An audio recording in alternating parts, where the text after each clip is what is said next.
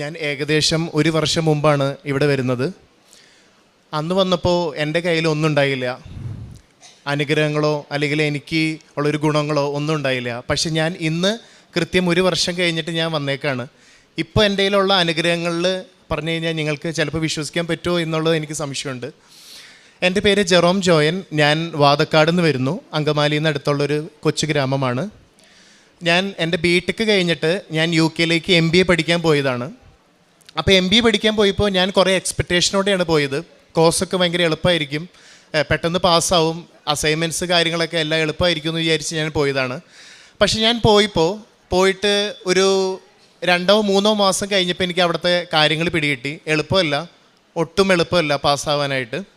അവസാനം ഞാൻ എങ്ങനെയൊക്കെയോ 1 വർഷം കഴിഞ്ഞ് 2ാമത്തെ വർഷത്തേക്ക് കടന്നു. എൻ്റെ ഇൻറ്റേൺഷിപ്പിൻ്റെ സമയമായപ്പോൾ എനിക്കൊരു പരീക്ഷ വന്നായിരുന്നു. Accounting and